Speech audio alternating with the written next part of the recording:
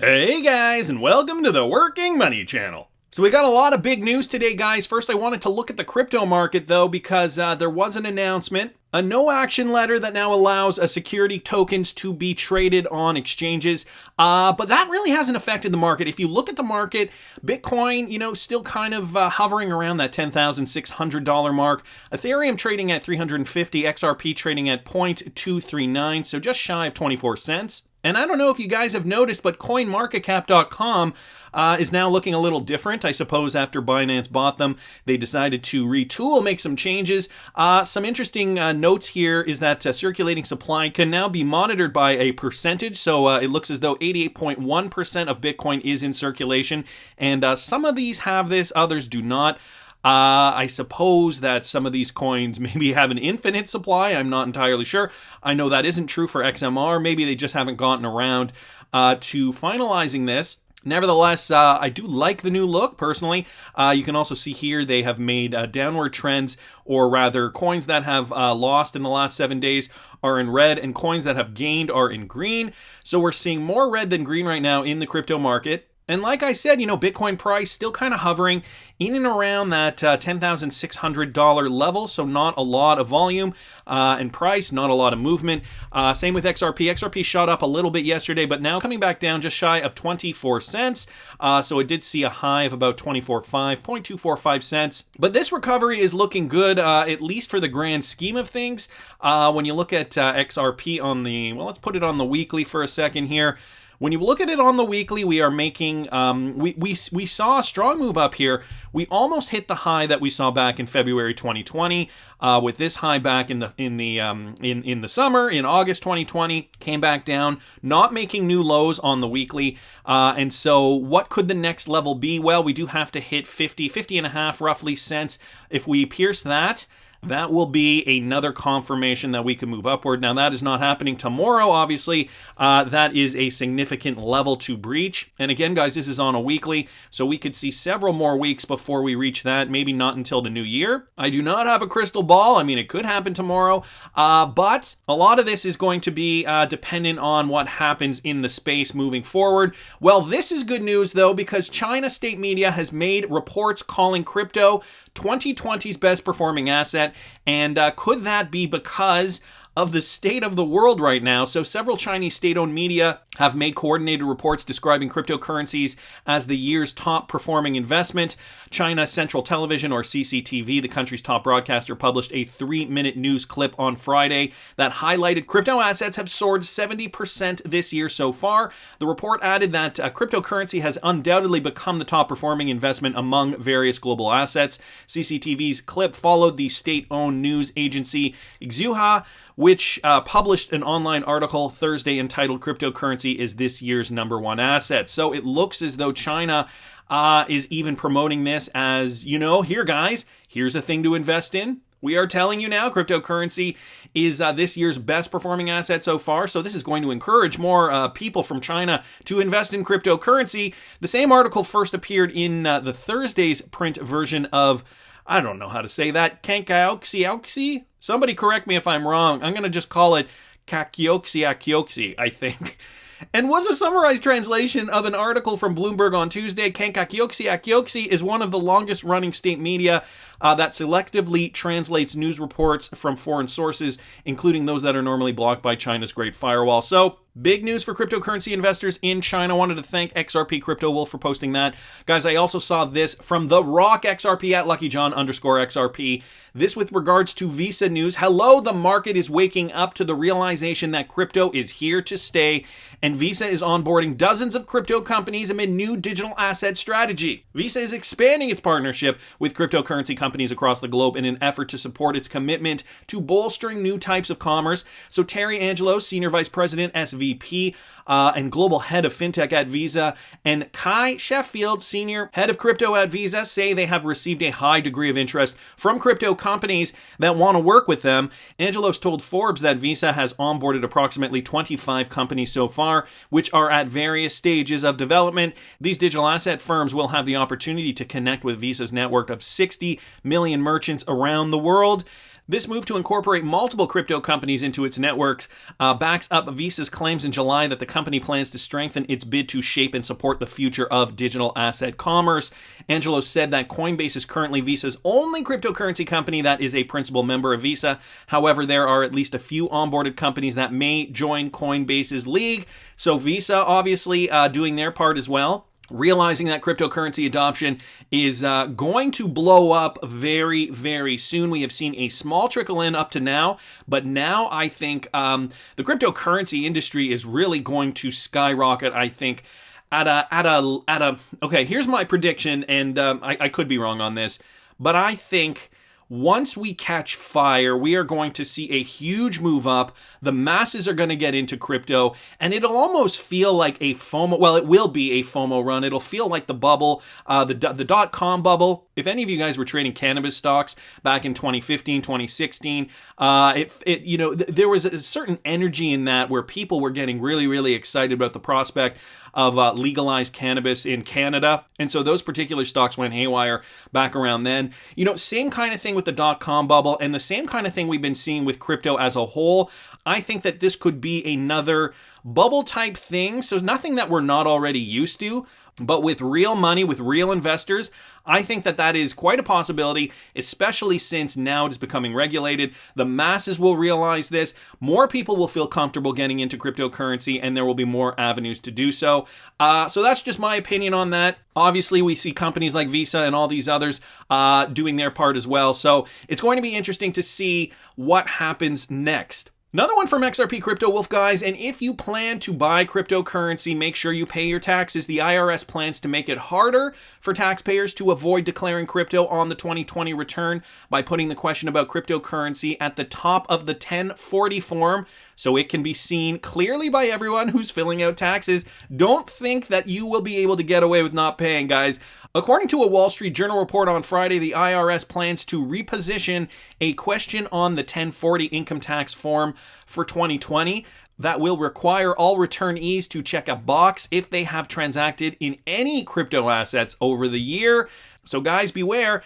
An IRS draft of the 1040 shows that the question placed near the top of the form will likely read, at any time during 2020 did you sell, receive, send, exchange, or otherwise acquire any financial interest in any virtual currency? The question was included on the form for 2019, but it was placed in a part of the document that not all returnees had to fill out. So now they are making that very, very clear. Here's a blow up of the form. So the question is down here, at any time during 2020, and they're asking about virtual currency. So guys, make sure you do your taxes. Make sure you fill this out correctly, because if you are making gains from crypto, the IRS wants a piece of it. No surprise there. I also saw this, guys, from you today. RipplePowered Neon will help Aspire issue virtual Visa cards integrated with Google Pay. So Ripple partner Nium, based in Asia, has inked a collaboration deal with Aspire from Singapore to help it build virtual corporate Visa cards that work via Google Pay, according to the papers. This is not Nium's first collaboration with Visa, but it is an indirect one. The papers have reported that Asian companies Nium and Aspire have joined forces to start issuing virtual cards powered by Visa to be used by businesses. Nium works to enable companies to send and receive payments to and from any spot on the globe, and sometimes helps them to create their own payments platform. So guys, there's more news coming out of Asia. I'm just going to gloss over this today, but of course, I always put every article in the description of the video. There's more here, guys. This is another one from XRP Crypto Wolf. Ripple and UCL CBT have partnered to launch the PayID Block Sprint Hackathon, which will be hosted virtually from September 25th, which was yesterday, until October 9th.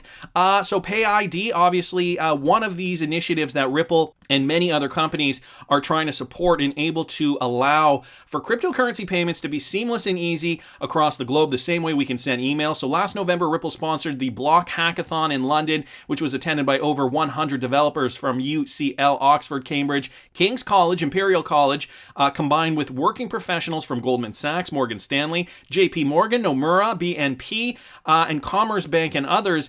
In late June, PayID was launched at the onset of a developer conference and virtual virtual hackathon in which 360 developers across 40 teams competed for a prize of $25,000. Today, Ripple and UCL have partnered again to launch the Pay ID Block Sprint Hackathon, which will be hosted virtually from September 25th until October 9th, as I had mentioned. So guys, Ripple obviously has a vested interest in this. And if you still don't have a Pay ID and you're interested in getting one, a very, very easy way to set one up is with Unstoppable Domains. I do have an affiliate link in the description. They are also one of the partners in the Pay ID initiative. I recently did an interview with Brad Cam. It was a couple of months ago now. I'll link it up here in the top right-hand corner of this video. But for those of you guys who want one, you can get a .crypto domain. I do have an affiliate link in the description. You can use it if you want. Don't have to use it, though. The great thing about that, though, is that they do have Pay ID integration with that, so you can just set one up super easily. Then you'll have a Pay ID associated with your name, and instead of sending somebody that really, really long string of characters of letters and numbers, you can just send them your Pay ID and they can send you crypto like that. Gonna keep moving on though, guys. This from the Cryptic Poet. So this, with regards to the Flare network, more partnerships, guys. Flare has just announced that Celsius is officially supporting Flare's Spark token distribution. So Celsius, another avenue now where you can claim your Spark tokens once the Flare network does the snapshot on December 12th, 2020. And also, apparently, the Spark token airdrop can now also be claimed at Exodus. So yet another one here in the space. Spark token airdrop, you are ready to claim Spark tokens when the Flare mainnet launches.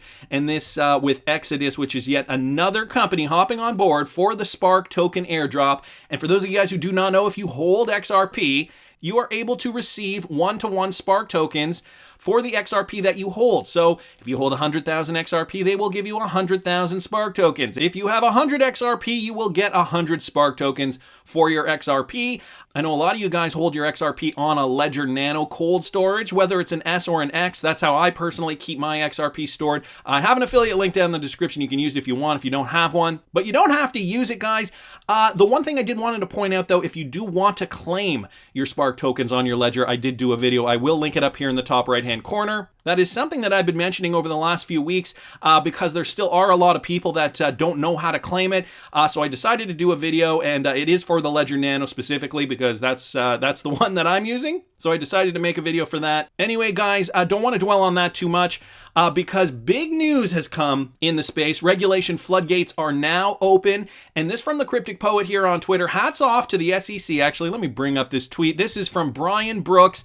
Hats off to the SEC. Today, the Security and Exchanges Commission issued a no-action letter authorizing crypto security tokens to trade on registered exchanges. It's a good day for investor protection in an emerging asset class.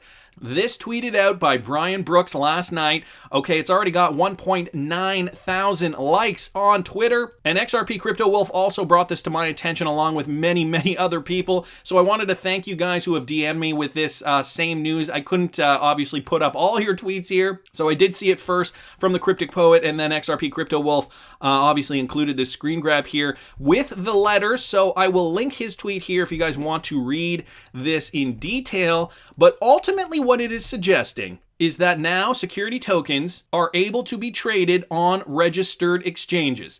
This is huge for the crypto community, but what does it mean for XRP? Well, that's an interesting question. So a lot of people are asking this. Hi, XRP Crypto Wolf. What are your thoughts on how this impacts XRP? Are you bullish? Are we cool now? Asks BlueNet Crypto. Did anyone call her to clarify? Asks Mickey. And so does this affect XRP, guys? Well, first of all, for those of you guys who do not know, what is a no action letter? I know some of you guys might not understand what that is. An individual or entity who is not certain whether a particular product, service, or action would constitute a violation of the federal securities law may request a no action letter. So if you think you may be doing something illegal, please send me a no action letter from the SEC staff. So most no action letters describe the request, analyze the particular facts and circumstances involved, discuss applicable laws and rules, and if the staff grants request for no action, concludes that the SEC staff would not recommend that the commission take enforcement action against the requester based on the facts and representations described in the individual's or entity's letter. The SEC staff sometimes responds in the form of an imperative letter to requests for clarification of certain rules and regulations. That is a very, very wordy paragraph, but I think you guys understand. So if you have questions, you request the no action letter, and the no action letter has been received. So now security tokens can be traded on exchanges. A good piece of news for the crypto community as a whole.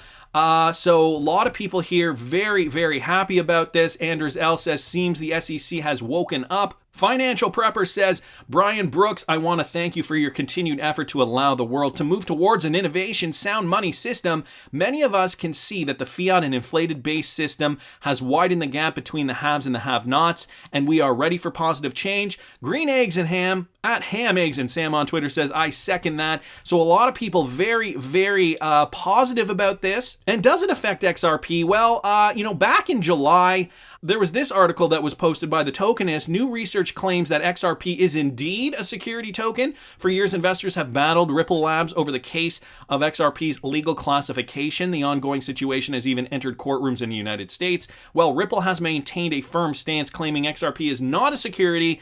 New research suggests otherwise. With the words of an SEC official as leverage, not going to get into the nitty-gritty of this, guys. I will link it in the description, because on the other hand, we have heard Brad Garlinghouse and many others say that XRP is not a security token. It is a utility token, and there are a lot of reasons supporting that, namely the Howey test. Okay, XRP doesn't fall within the classification of a security token, and this was back from June 2017. XRP isn't a security, declares former CFTC chairman. And this is Chris Giancarlo. When Chris Giancarlo was the chairman of the Commodity Futures Trading Commission, he became a rock star of sorts in certain corners of the cryptocurrency community, helping establish criteria that eventually led to Bitcoin and Ethereum being declared commodities, more like coffee or sugar than stock in a company. The U.S. Securities and Exchange Commission largely followed suit, eventually also declaring that Bitcoin and Ether, the cryptocurrency powering the Ethereum blockchain, weren't securities. And then there's the issue here about XRP. Again, I'm not going to get into this because it is a lengthy article, but I will link it in the description for those of you guys who want to do your own research regarding this. So we still don't have clarification on if XRP is a security or not. Not legal clarification. We have some hints pointing towards that it could be, that it might not be. Of course, you got to take all the facts. And at the end of the day, it's going to be up to a judge to decide whether XRP is deemed a security or not. Nevertheless, this statement is great with regards to the fact that security tokens, now there's the no action letter, right? Security tokens can be traded on registered exchanges. But then who do you have coming in and ruining the party? Galgatron. This is incorrect, says Galgatron. It's an update to the 2019 staff statement in which they originally described a non-custodial exchange's 4-step settlement process. This letter adds a 3-step variant to the no action. It's not news at all. And Galgatron tweeted this out about a half an hour ago. So, to deflate everybody's balloon, when we thought we were getting progress here, Galgatron has to come in and, give us all a swift kick in the behind. So is this good news, guys? I think on the surface, this does mean that we are progressing. I think this does give overall legitimacy, more legitimacy to cryptocurrency than we have seen in the past. Security tokens given a green light, no more of a question mark, a dark cloud, if you will, looming overhead. And whether Ripple's XRP is considered to be a security token or not, the fact of the matter remains, at the end of the day, here's all you have to know, really. This from Anders L at X__Anderson on Twitter. If you're new to Ripple, start here. I made it as simple as possible, and I think that this kind of really sums up the last 2.5 years that I've been in the space. Take a look at this graphic here. We've got Swift. Brad Garlinghouse here with the people from Swift. The IMF, Brad Garlinghouse laughing it up with somebody here from the IMF. The BIS, Brad Garlinghouse at this meeting here that was hosted by the BIS, and many other important people were at this meeting. Then we have Swell, Dr. Ben Bernanke, and Sir Tim Berners-Lee here. Of course, Ben Bernanke was the chairman of the Federal Reserve System from 2006 to 2014, and Sir Tim Berners-Lee, inventor of the World Wide Web. So these people associated with Swell, which is a Ripple-run conference. This to me speaks volumes. I wanted to thank Anders L for posting this. This makes it very, very simple for newbies in the space. I think you get it. If you understand finance, if you understand how the world works, if you understand relationships, if you understand that Ripple is not just a rogue company creating a cryptocurrency to make a quick buck and then to leave the space, I think that you are on the right track with your crypto investment, and I think all of us just need to keep hodling until we see something moon, but that's just my opinion. I want to hear what you guys think. Please subscribe to the channel if you haven't already. Like the video if you like the content I'm providing. I always love hearing your comments. See you in the next one, guys.